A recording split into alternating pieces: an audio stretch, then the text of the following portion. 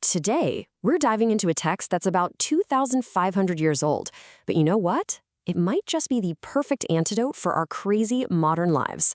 We're talking about the Tao Te Ching, an ancient guide packed with some seriously profound wisdom on how to navigate the world with a little more ease. So let's just start with the question that kind of turns everything we think we know on its head. What if the secret to getting more done wasn't about hustle and grind, but about, well, doing less? Sounds a little backward, right? But this paradox is right at the heart of the Tao Te Ching. So what is this book? Well, the Tao Te Ching, which basically translates to the Book of the Way and its virtue, is this short, kind of poetic text that's said to have been written by a sage named Lao Tzu, and for centuries, it's been a cornerstone of Eastern philosophy, inspiring millions of people. Okay, so to really get this book, we've got to tackle the big one, the central, most mysterious concept of all, the Tao. So, what exactly is it? Well, right off the bat, the book's very first line throws us a curveball. It basically says, hey, anything I'm about to tell you isn't really it. Any word you use to define the Tao, any name you give it, well, you've already missed the point. To name it is to limit it, and the Tao is limitless. But, we have to try to talk about it.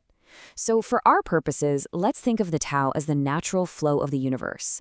It's not a god or some person in the sky. It's more like the underlying operating system of reality. It's the source of everything and the effortless path that everything follows. The Tao Te Ching uses some really beautiful metaphors to hint at what it is. It calls it the mother of 10,000 things, which is just a cool ancient way of saying everything.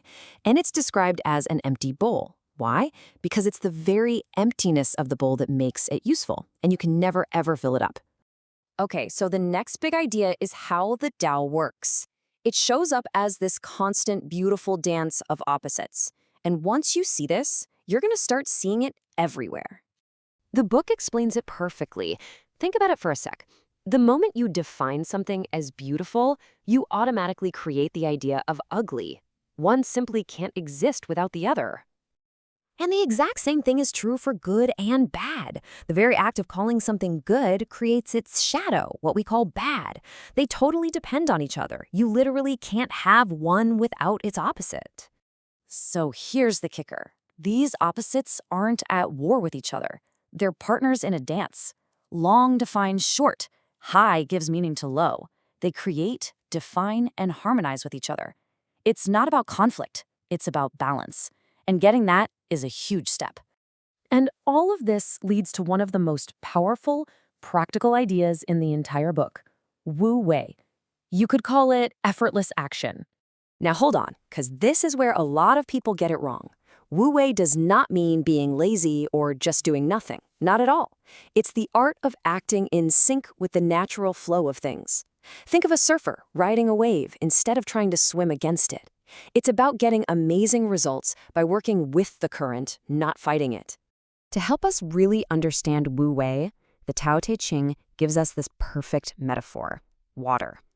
In Taoism, water is the ultimate symbol of quiet strength and wisdom. So let's look at why. First, water always seeks the lowest place, which shows us the power of humility. Second, it's soft and it yields. But over time, that same soft water can carve its way through solid rock.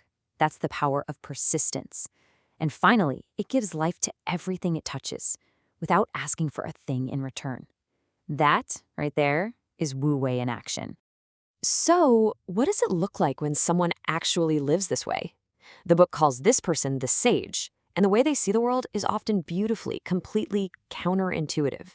For instance, the sage understands something most of us miss: the incredible power of emptiness. The book gives us this great example of a wheel. It says its usefulness doesn't come from the 30 solid spokes, but from the empty hole in the middle, the hub, right? We see the spokes, the rim, all the solid parts. But without that empty space for the axle to go through, the wheel is totally useless. It's the nothingness that makes it work. And it's the same deal with a clay pot. We focus on the clay we're shaping, but the whole point of the pot is the empty space inside it, the part that actually holds the water or the food. Think about the room you're in right now. We build walls and a ceiling, but the value of the room is the empty space they create. The sage gets this on a deep level. that true usefulness and power often come from what isn't there, from the space we leave open. And this totally flips how the sage leads. They do things without needing to take credit. By putting others first, they actually end up in front. They don't show off, so people naturally notice them. They yield, and in doing so, they overcome obstacles. It's a leadership based on humility, not ego. Ultimately, the whole goal is to get back to a state of natural simplicity. The book calls this the uncarved block. It's this idea of stripping away all the complexity, all the ego, and returning to our authentic nature, full of potential, just like a block of wood before you've carved it into one specific, limited thing. And that idea, that uncarved block, it's really an invitation for all of us. I mean, we live in a world that is constantly screaming at us to be more productive, more successful, more defined. But the Tao Te Ching asks a different question. What could you gain by embracing less? What power is waiting for you if you stop fighting the current and just learn to flow with it?